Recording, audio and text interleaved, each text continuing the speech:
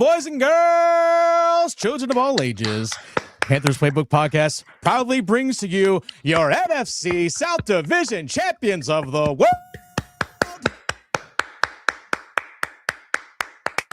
Carolina Panthers, baby. Keep rising. Keep rising. Keep rising. Let's go. Let's put it together. ATLANTAGANC. Let's go. You know, Chris, I had to break out the old Ericsson Stadium t-shirt today because that's where the Panthers are going to have a playoff game coming up this weekend. We don't know date, time, or the opponent as of right now because we still got to wait for the Rams and the Arizona Cardinals to play. But who cares right now? Who cares? Chris, let's react. Let's have some fun. Yeah. Let's get this sucker started. Get dialed in, Panthers fans. Here comes an in-depth look at your team. Exclusive interviews. Locker room insight. Let's huddle up for Panthers Playbook. Presented by Wake Orthopedics, a Wake Med physician practice. Here are your hosts, Dennis Cox and Chris Lea. Welcome back to a live episode of Panthers Playbook. That's Chris Lea. Dennis Cox here with you. Good friends, sponsored by Wake Orthopedics. Folks, the chat's already going off. If you're going back and watching this, again, leave your thoughts in the comment section on the Panthers making the playoffs, even at 8-9. Doesn't matter. We have the live chat going right now. You can actually see it right there on the screen. So we are live. We're up and running. Appreciate everyone for tuning in and joining us here on this Sunday afternoon. Chris, I know a lot of people are still steamed by the officiating on Saturday, which was awful. We all can acknowledge that, about how bad the offense has looked over the last 4 weeks. Doesn't matter the fact that the Panthers had every opportunity to win this division on their own. Doesn't matter. They're in the playoffs. And when you get there, everything resets. It's 0-0. That is the thing that's most important. Dennis, who am I? What a gift. What a gift. What a gift. What a great opportunity. It's a great opportunity to play some championship football. Yeah. Make sure that we stick to our identity and run the football. Everything that's here. And one of the things that I love about this is that right now, there's legit no expectations, right? No, you could go none. to the playoffs. You could get blown out. It doesn't matter. The Panthers made the playoffs, right? Mm-hmm. Now, it would be a bonus. You would like for them to win. You would like for them to move on. You would like for them to see how far they could go, maybe play 4 games in the postseason, maybe, right? Hey, one at a time, but hey, you never know. You got to play one at a time. But at the end of the day, if you look at where we were when we started this show, Dennis, this team was bad. And I'm talking about Bad's a compliment. Probably should have been 0-17 that year, right? Bad is a compliment compared to how awful they were in 2023. It was real. They should have been 0-17 2 years ago, but they were 2-15. Yep. So they were able to sneak out 2. And last year they were able to sneak out 5, and they went on that nice little run at the end of the year last year. This year, we get, 2 losses in a row sandwiched at the end of the years, at the beginning and also at the very end. And we're able to win enough and win the right games as we're in an 8-8 tie with 2 other teams in the division to get us the champion, get us to the playoffs. And Dennis, I believe this is only the Carolina Panthers are the first team in the NFC South to ever win a division twice with a losing record. I mean, that is stuff that legends are made of, baby. Can't make it up. This is what we do. We keep pounding. And like I'm not being mean with the Panthers. I'm being serious right now. When the chips are down, like when everything is against us, when it looks like we're counted out, what do? We keep pounding. Rise up. They rise up. we do that too. They rise up. That's exactly what happened. By the way, shout out D. Alford. Someone should pay his tab at a certain city tonight. Maybe, I don't know. Give him all the lemon pepper wings, whatever you got to do. Hey, listen, he gets free whatever at Magic City tonight. People down at Magic City. You actually said it. You know what? Take care of them. Take care of them. And by the way, shout out to all the former Panthers like Jamie Robinson, big pump block, recovered by Felipe Franks, former Panther, Zane Gonzalez kicking field goals. Rising. Look at all the former Panthers getting it done. Rising. Here's the thing to keep in mind as well. Maybe you weren't rooting for the Falcons. I like to maybe thought of it. Actually, I posted this earlier today. No, you can just root against the Saints. Like, think of it that way. Hey, I'm rooting against the Saints. That is so easy to do. It really is. It's one of the easiest things to do. It genuinely is. So nonetheless, the Panthers, they find their way, even though they've, since the bye week, they're just 1-3. They're sputtering to the finish line. But the fact they still got there first, like you said, Chris, 3-way tie, 8-9, but you got it done. You did enough to get there. Yeah. Now the question is, what can this team correct and fix going forward? We're still going to have another episode on Thursday. So again, thanks everyone for watching. Make sure you subscribe if you haven't already. You guys are awesome. We're doing this thing live.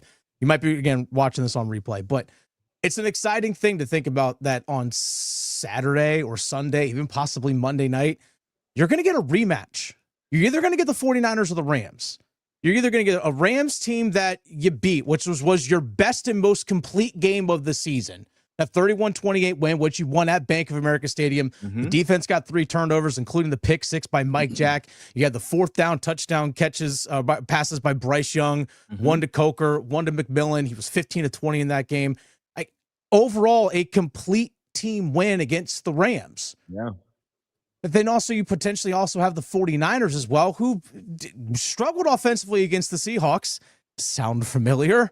Because the Seahawks are the number 1 seed in the NFC. But it's also a 49ers team that you struggled against. You lost 20-9. The defense gave you 3 turnovers. Yeah. And you only got 3 points out of it in that game. It's a rematch. You're going to get someone again. Either you're looking for redemption against the Niners or the Rams are looking for redemption against you, but at least it's on your turf. And that's, to me, is what matters. Yeah, and I love the fact that this could be a rematch. I guess what the situation is, if the Rams win, essentially it's going to be the Rams. You could probably get the Rams, just say that the Rams are going to win since they're going against the Cardinals. But we can just go ahead and assume. Either one, though, I would love to see it, especially if it was that 49ers matchup.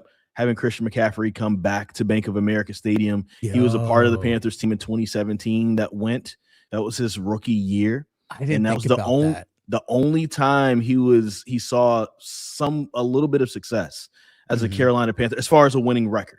Yeah. He had individual success the whole time, but as far as a team success, that was the only time we really saw it here in Carolina. And I would love to see him there almost as a part of reverence, right? Like, the fans never wanted him to go. The fans were never on this, we need to trade away CMC type of thing.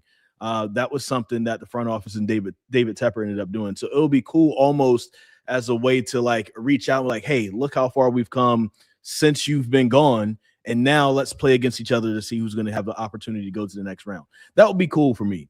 But either way it goes, I think that the Panthers should go into the situation playing like there's nothing to lose. Everything that you feel like, if you feel like you've held anything back, if there's something that you've wanted to pull the trigger on that you haven't done yet, defensively, offensively, whatever, now is the time to show it, especially if you have the right looks in the right situations to go forward and versus whoever you play in the playoffs. I'm excited to see what happens.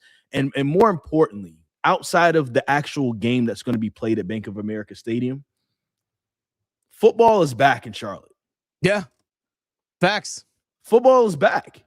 And at least it's back for right now. I hope it continues to be back as we, go on later on in the fall. But right now, football is back. This is something that we've been dying for here, just playing relevant games.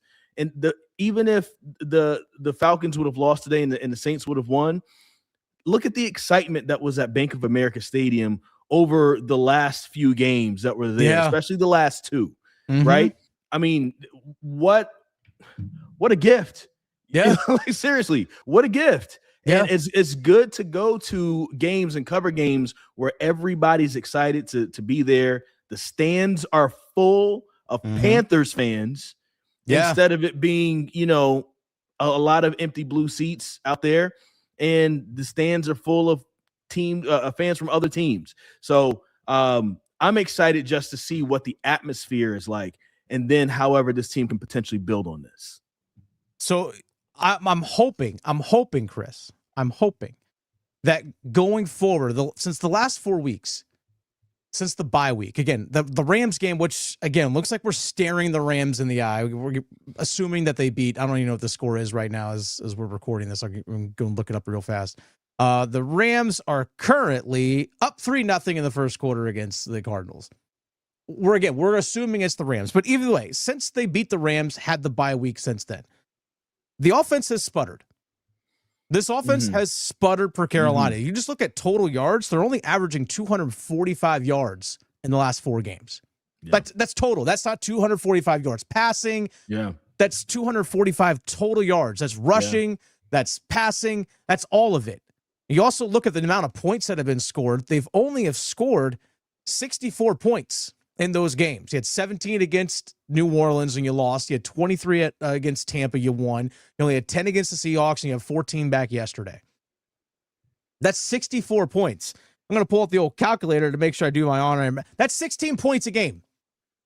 They're averaging 16 points a game the last 4 games since the bye week, which is mind-boggling, Chris, in the sense of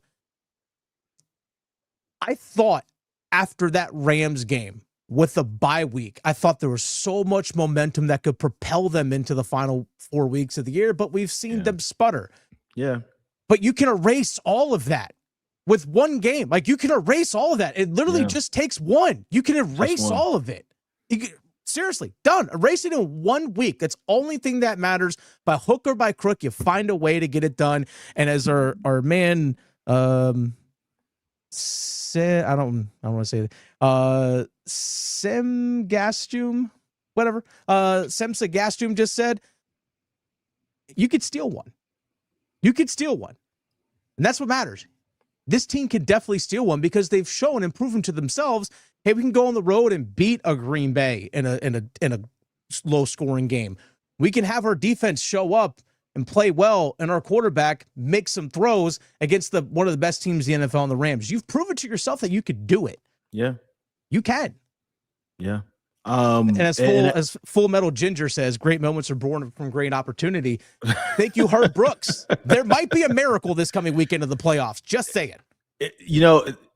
Once you get to this point, literally, anything can happen. The playoffs, you don't know how teams can, show up when it comes to that. Maybe teams are a little tight playing. Maybe, you just don't know what could end up happening with everything. And, you just don't know. As you said, miracles can absolutely happen. If the Panthers were to make a nice little run, I'm just saying if. Boy.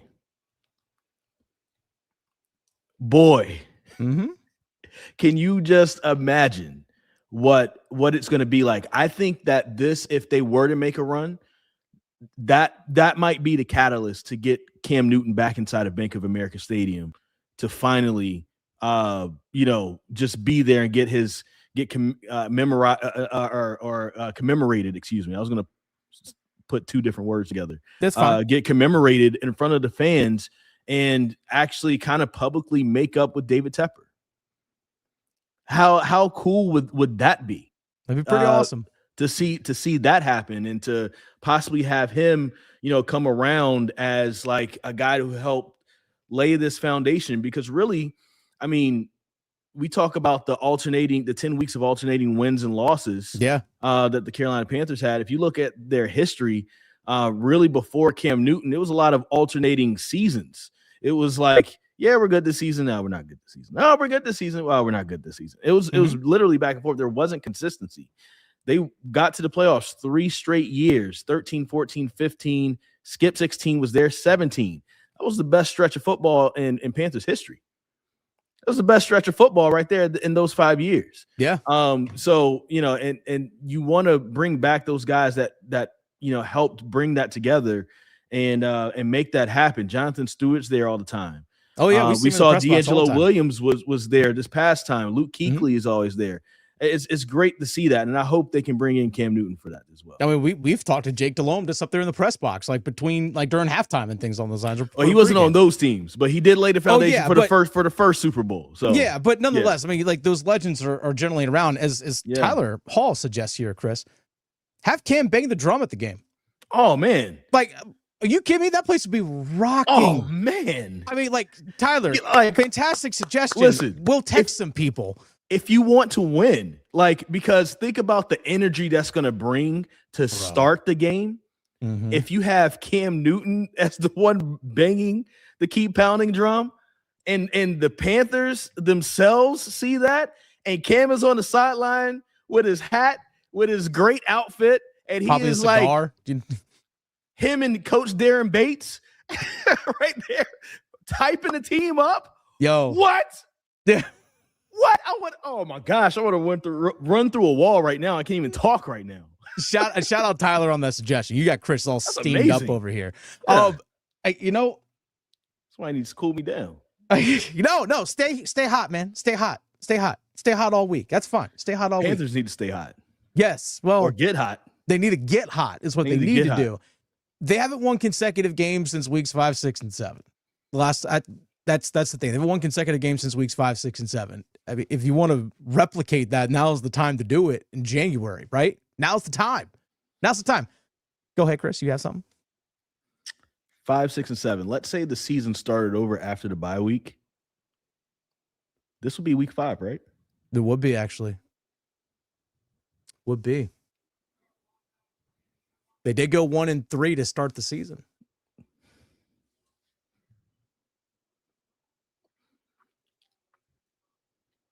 Five, 6, 7. That takes us to the NFC Championship game. Well, if you win 5, 6, and 7, that takes you to the Super Bowl, sir.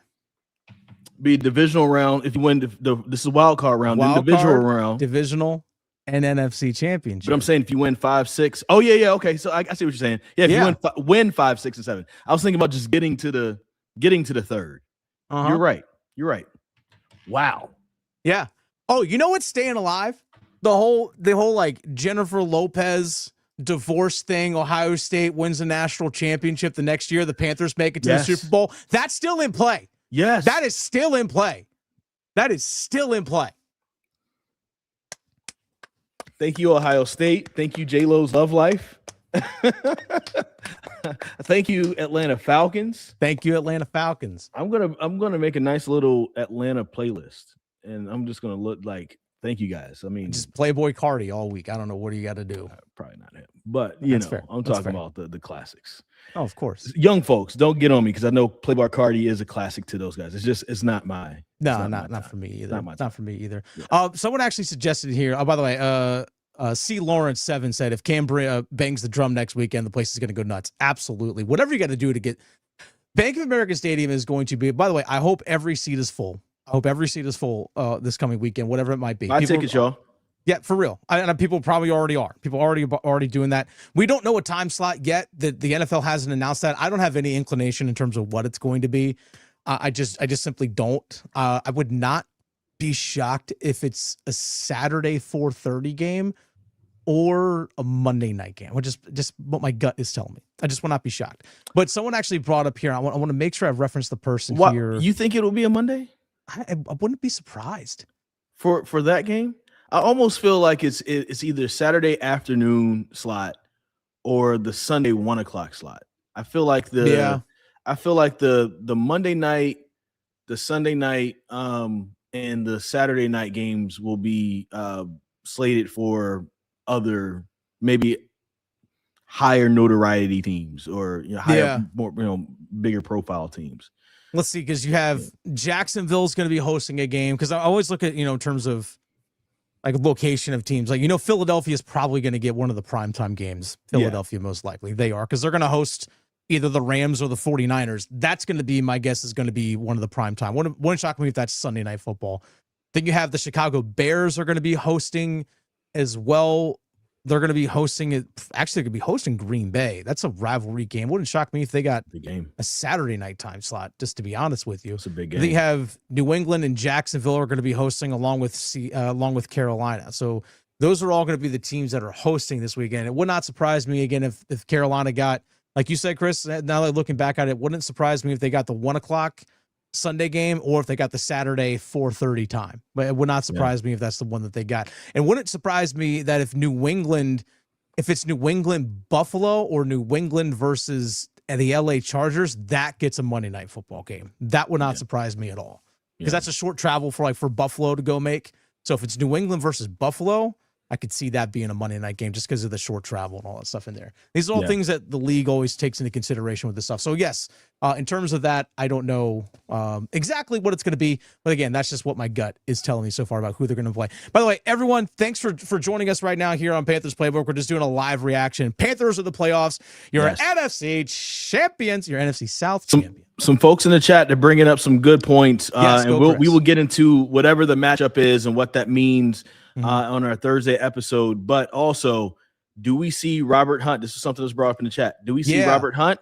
And maybe even do we see David Moore come back for the Carolina Panthers? And Robert Hunt definitely would be a welcome sight. Yeah. I would venture to say this, and this might sound like a stretch.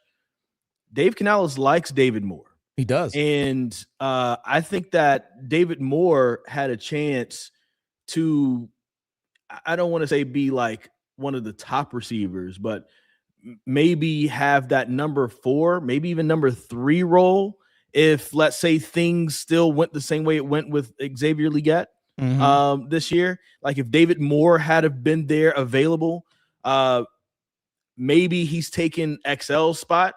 So it's somebody just put that down there too.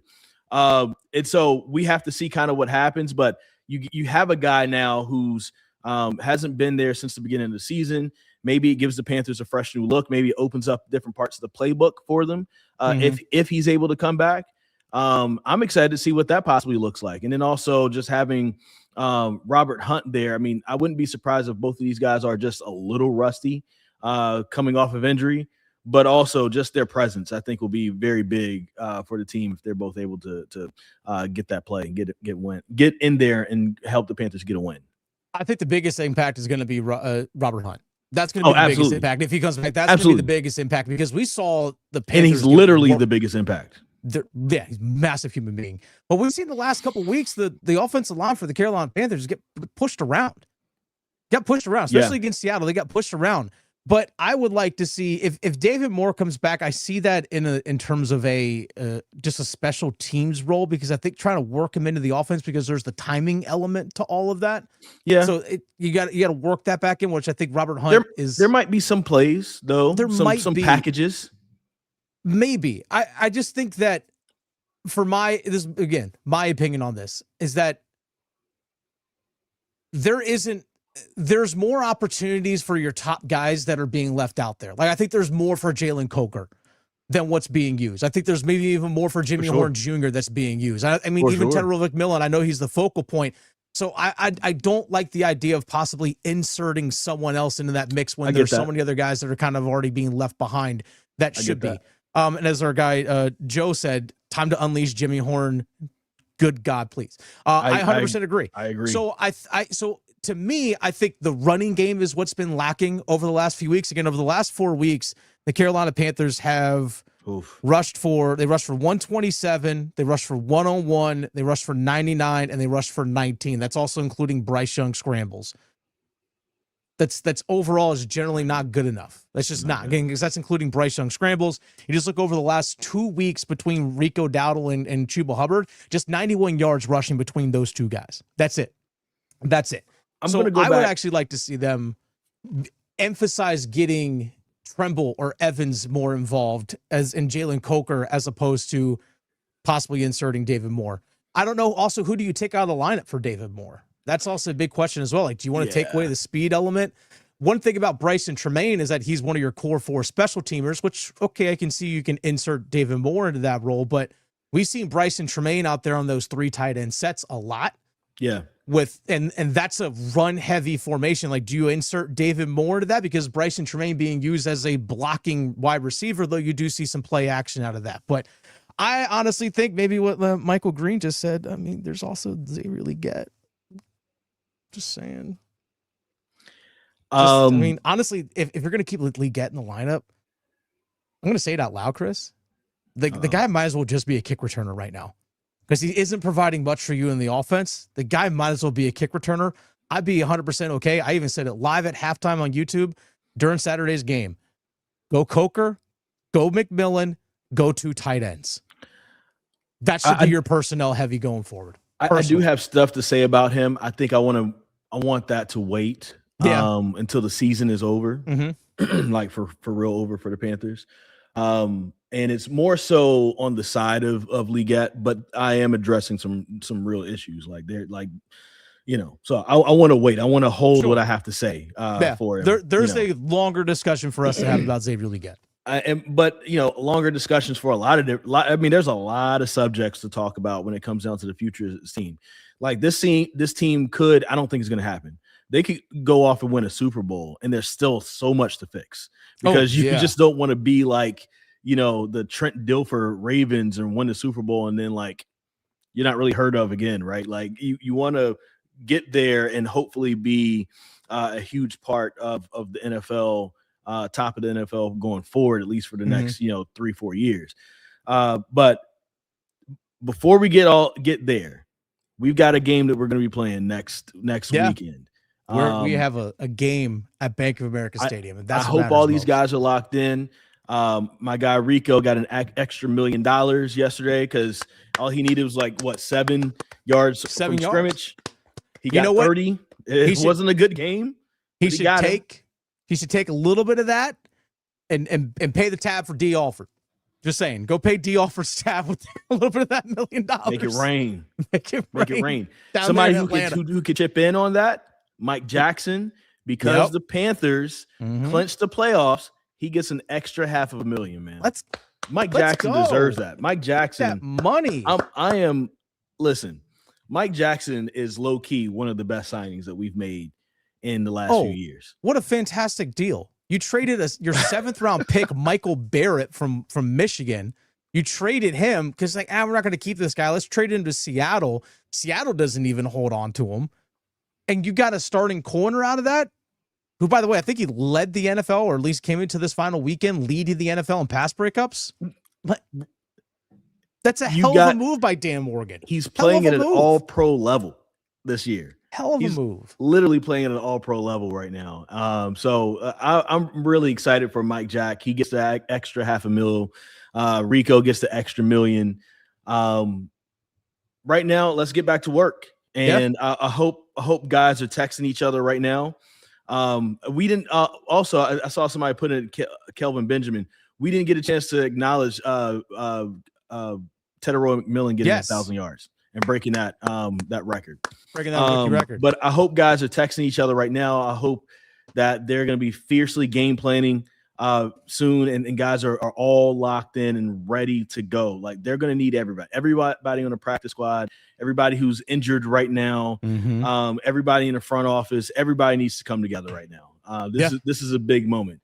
And honestly, win or lose, I'm happy because this exceeded expectations. Yeah. We said at the beginning of this year, don't expect the playoffs until 2026, or at least to be in the playoff picture. We said picture. Yeah. This team is in the playoffs. Yeah. We said kind of like maybe like on the fringe, not mathematically eliminated, but okay. I anticipated that Tampa Bay was probably going to go 10-7 this season. That was my anticipation going into the year. And that Carolina is going to finish. We talked about 7-9 wins. You said 8-9. I said 7-10. So again, you were correct on that. But it's interesting, and I want to give a shout out to all of our listeners and shout out to people that comment and stuff on our videos and everything. There are some people that say, you know what, 8-9, as bad as this NFC South is, might win it for you.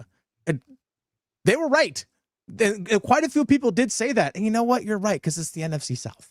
And I'm happy that they were right, Chris. Yeah, I'm happy that they were right. I'm happy they're right, but I'm with you at what you said at the beginning. I was expecting Tampa to be a lot better than what. Yeah. Like I would have said Tampa would have been 11-6, and especially with the way they started the season. Like you start at 6-2, and you end up 8-9. Yeah. What a bad last half of the season that is for the Tampa Bay Buccaneers. I mean, it's an epic collapse, honestly. And I mean, even if they got into the playoffs, like maybe that would have made them feel better, but there's still a lot of like they still feel worse about themselves than what the Panthers feel just missing the playoffs at 8 and 9. Right? Like it's two completely different 8 and 9s. And I would even say that Atlanta's 8 and 9 is not as good as our 8 and 9 because Atlanta was expecting to take a little bit of a step up this year. Yeah. And you have your starting quarterback who didn't play well, and he, ended up getting injured, but he was also on his way of getting benched. And, Kirk Cousins has to step in, and with all of the great offensive pieces, I feel like they have like one of the better skill rooms in the NFL. Probably the best for a couple years. Yeah, probably the best. With Robinson, Algier, Drake London, Kyle Pitts. Yes, like they have a good group of skill guys over there, and they do nothing with it. Like it doesn't matter the coaching staff; they do nothing with it. And I even think that 8 and 9 is not even so. Right now, we're going to look at all the positives. Carolina Panthers 8 and 9 is greater than Falcons and Bucks 8 and 9. That's right, because the Panthers are in the playoffs. And they're in the playoffs. Yep. Let's go. By the way, keep leaving comments down here. I know we got a lot of people that are watching right now, so shout out to every single one of you who are watching right now. Again, Panthers Playbook, sponsored by Wake Orthopedics. Again, thanks for tuning in with us live. If you got questions about us, about going forward, whatever it might be, keep dropping them in the chat section. A lot of people are commenting on Dave Canales and play calling and situational play calling, in particular calling that flea flicker on Saturday, which there at that spot on the field in the rain. That's the thing. I don't get it. I don't get it either, because we even said it yesterday. The weather sucked. Footing was bad. Let's not forget the very first play of the game, Rico Dowdle slips. Very first play of the game, and then Tampa got called for like an unsportsmanlike right after the play, and Carolina got the ball right there at midfield, basically one play into their first drive. But he slipped multiple times in the game. Even though they changed cleats and all that kind of stuff, maximum slippage. You also have guys just not able to fully handle the ball. Let's not forget, there was a moment in the game where Baker Mayfield going to throw a pass, and the ball literally just slipped out of his hands. Yeah, just going to throw the ball, just completely dropped it. So it's difficult enough just going with it one exchange from one to the other, right? From one person to the next, whether it's a handoff or a pass. One exchange is difficult enough as is with the conditions. Why are you going to triple the amount of exchanges on one play? Because you have a handoff, the toss back, and then the pass downfield. Again, it's just awareness. I understand that, hey, we have a look. We saw the single high safety. We thought we had a chance, all that kind of stuff. But have better awareness of what's around you. And by the way, Carolina was moving on that drive too. Again, it's just situational, just awareness. Also, flea flicker at your own 20-yard line. It's not like you have a whole lot of field deep that you could beat somebody with. I don't know. I just didn't get it. I didn't get it. There's a lot to discuss. We said after the season, but I'll say this part though that I want to say about Dave Canales. And this isn't like to rag on anybody in the coaching staff. This isn't like a personal attack on anybody on the coaching staff. I do think that Dave Canales, like you have, what's my guy's name? I'm forgetting names right now. You have Dom Capers on the staff. Jim Caldwell. And Jim Caldwell. Yeah. We see those guys up in the press box all the time. But they're just senior assistants, right? I think that, like, if you look at this coaching staff, who are the future head coaches?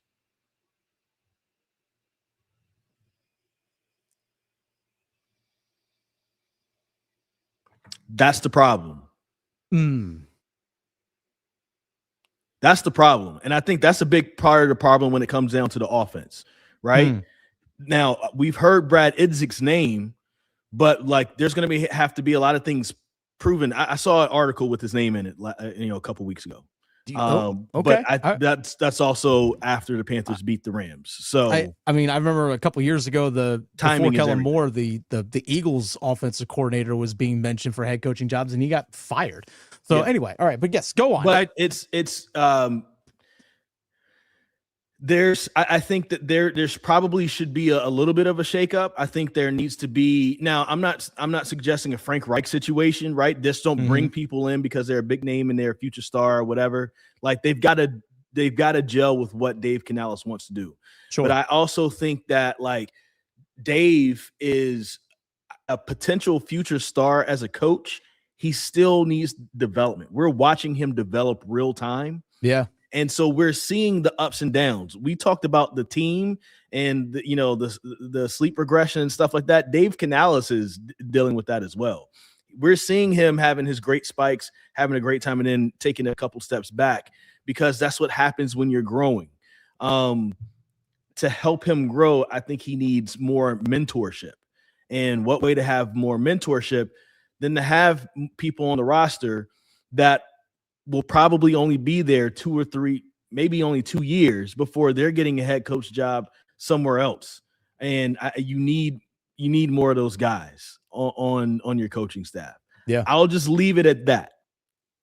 We can't do anything about it between now and next weekend. No, but that's the part that we got to think about going towards in the future. How much does Dave Canales and this coaching staff learn from these last 4 weeks and just this season as a whole? Again, some of it could be personnel. If Robert Hunt's able to come back, I think that's going to be massive. But our good friend Mike Kay of the Charlotte Observer actually posted this out earlier this afternoon, actually a little bit before noon today, about the Carolina Panthers comparing their offense from 2024 to 2025. I don't know if you saw this post, Chris. I'm going to share it with the people right now. Was it on Twitter? It was. Sure didn't. Yeah, well, that's right. I'm still hacked. Still hacked, baby. So in 2024, the Panthers averaged 20.1 points per game. That was 22nd in the NFL. This year, 18.3. It's going to finish in the bottom 7. Yards per game. Last year, 298, 29th in the NFL. This year, 295.6.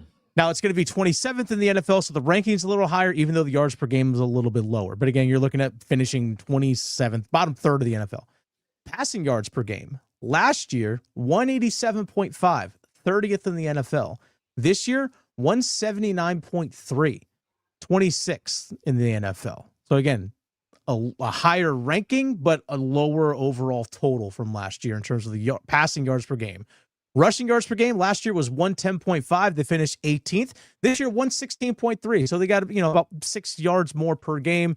They'll finish around 20th in the NFL. So you're looking in like the middle of the pack. Third down percentage last year was 36.02%. This year, 36.1%. Basically exactly the same. Last year was 26th in the league. This year, 25th. Where they improved the most was actually fourth down percentage. 46.6% last year, 26th in the league. This year, 67.5%. Right now, fourth. They're going to finish probably in the top 5 in fourth down conversion percentage. And then the red zone touchdown percentage. This is a big one here. They were 9th in the NFL last year in red zone touchdown percentage, 62%. So 62% of the time they got in the red zone, they converted for a touchdown. This year, that number dropped to 53.3%, 25th in the NFL. So pretty much all those categories, Chris, with the exception of fourth down conversion percentage, bottom third of the league. Bottom third of the league offensively. And imagine what those numbers might look like and what that record might look like if we don't have a 1,000-yard receiver or a back that had 1,300 plus yards from scrimmage. Yeah. Again, all of that, and you still are in the playoffs. You still made it. You still made it. I mean, RELL2G said, just made the damn playoffs. Y'all speaking on negative. Damn. We've been talking here for like 40 minutes. I need people to listen with nuance. Yes. I need people to listen with nuance. And as this whole 40 minutes has been nothing but positive. Yeah. Right. And honestly, a lot of what Dennis and I played sports growing up. So a lot of times after games, even after a win, I don't know about any of you guys, but coaches would also point out, hey, we could have done this better. Let's not rest on this because this could have bit us in the butt and, we could have potentially lost this game, but let's build on it and we're going to go forward. That is our way that we approach this show.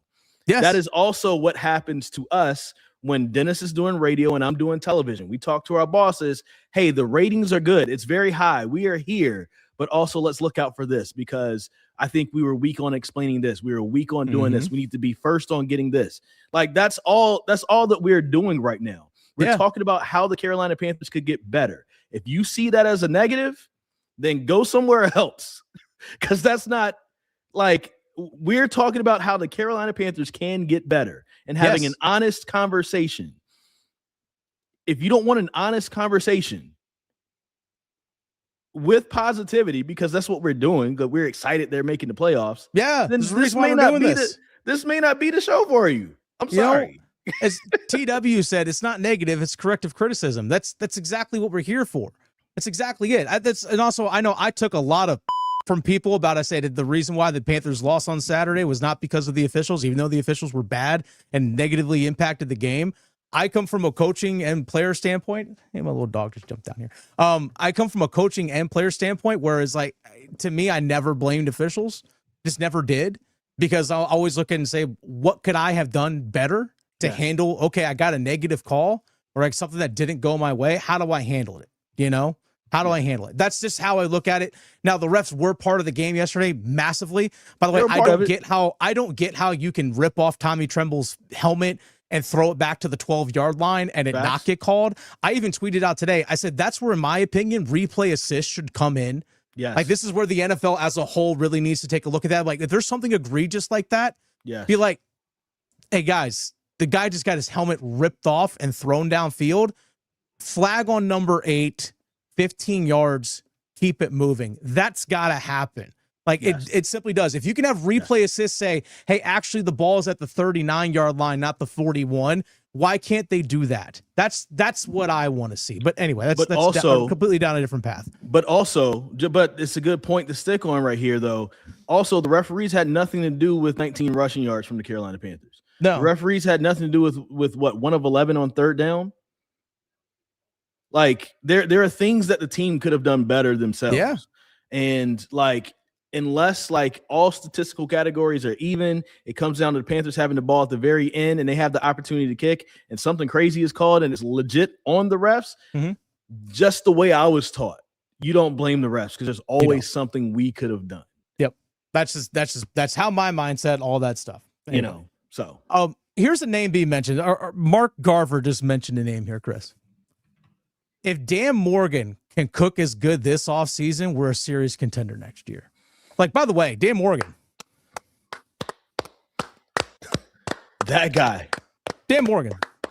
That guy. Like, you know who's been playing valuable reps right now? Bobby Brown III. Been playing some valuable reps, especially with the Turk Wharton injury. He's been playing very valuable reps. That was a heck of a find. By the way, Bobby Brown III is still only, 24, 25 years old? Like he's still overall young and still has some upside to grow. Turk Wharton, when he plays, I think he's been effective. Unfortunately, he's just been nicked up a little bit too much this season. But he found some gems. Like, I'm sorry, Jalen Coker's your number 2 receiver right now. Let's go back to Pat Jones. If he didn't mess up his back, imagine having Pat Jones for this last half of the season, because I felt like Pat Jones was starting to make some plays. He was starting to make some plays, man. And his length, his size, I mean, that guy's he's 6'5", but he's one of those 6'5s that seems taller than 6'5. Yeah. You stand next to him in the locker room, it's like Cam Newton is 6'5", but Cam Newton's the type of 6'5 that's like, this feels like 7. I know it's not 7, but it feels like 7.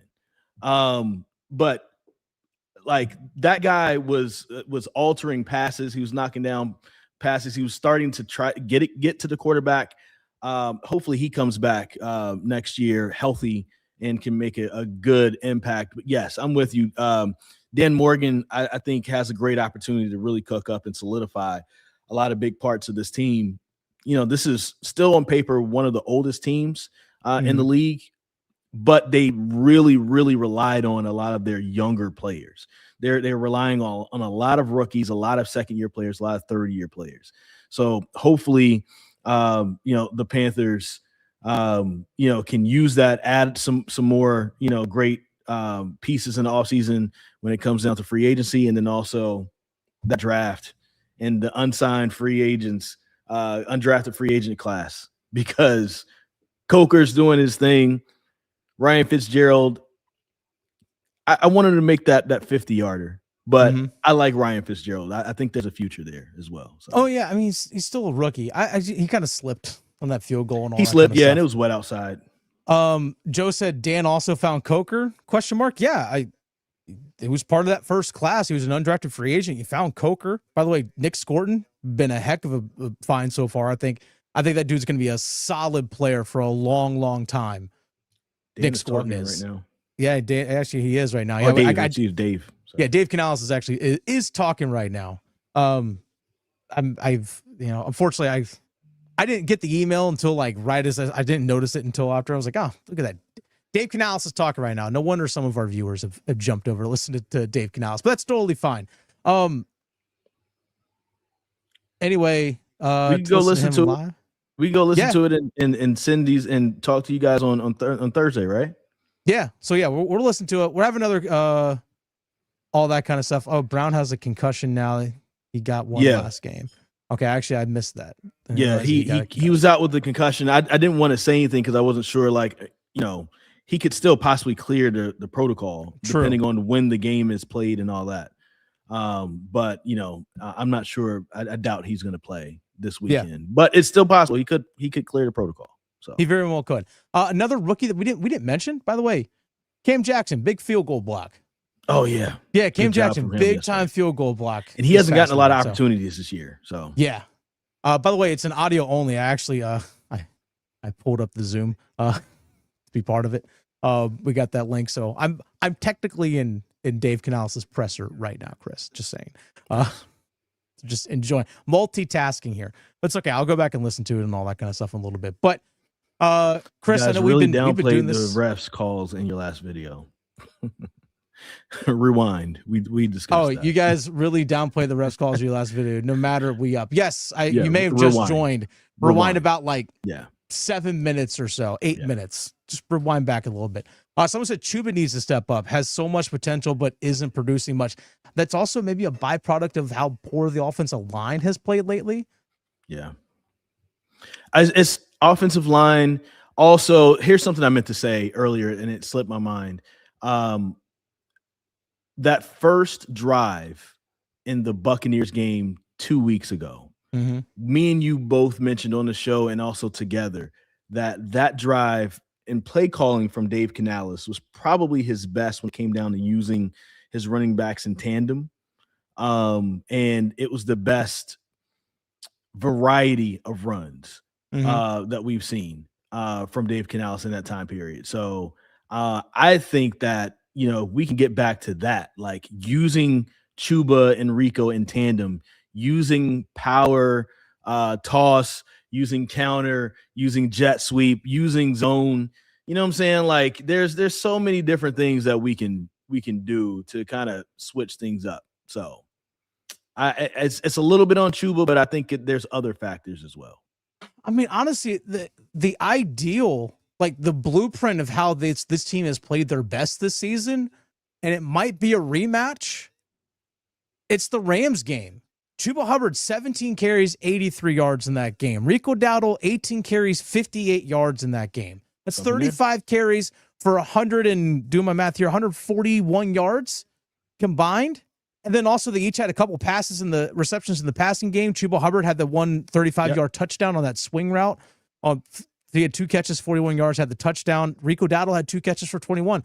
Like, that's the blueprint. And then Bryce Young, once again, also, I just want to make sure I'm actually like muted over here in the Zoom. People aren't listening in. But one thing about the passing game in that, the efficiency, 15 of 20. Bryce Young hitting the 2 deep shots, the one to McMillan, one to Coker for touchdowns on 4th down. That was the blueprint offensively for how this team operates the way it is currently constructed right now.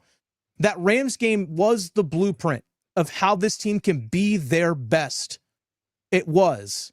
And they might get that rematch. And I'm hoping they do. It'll be amazing if that were to happen. Thursday, we're going to be back here Thursday. Yes, we are. Do that. Let's get into some real talk, and we'll be able to actually see who the Panthers are going to be going against. We'll know for sure. We'll have game times, and we can get into the matchup, what needs to be done. I'm excited, man. By the way, right now, Cardinals, Rams, tied at 6 late in the second quarter. Rams are in the red zone right now, but 6-6 right now. So if the Rams win, Panthers play the Rams. Rams lose, Panthers play the 49ers. Okay. Plain and simple. Okay. Plain and simple. And you know what?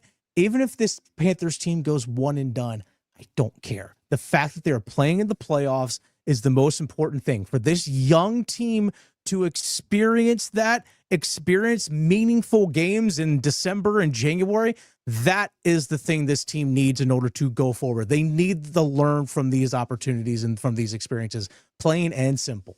Football is back in Charlotte, baby. We're excited. Yep. Progress, growing pains. We felt some pains this weekend, but hey, playoffs. You cannot deny. Hang the banner. 8-9. I don't care. Hang it. Oh, man. I'm excited to see what happens. We'll see you all, you beautiful people, on Thursday. Thanks, you all, for locking in, tapping in. We're going to close this thing out. Thank you all. Appreciate it. Continue to leave the comments. Y'all rock. Chris, enjoy the rest of your Sunday. Y'all be good.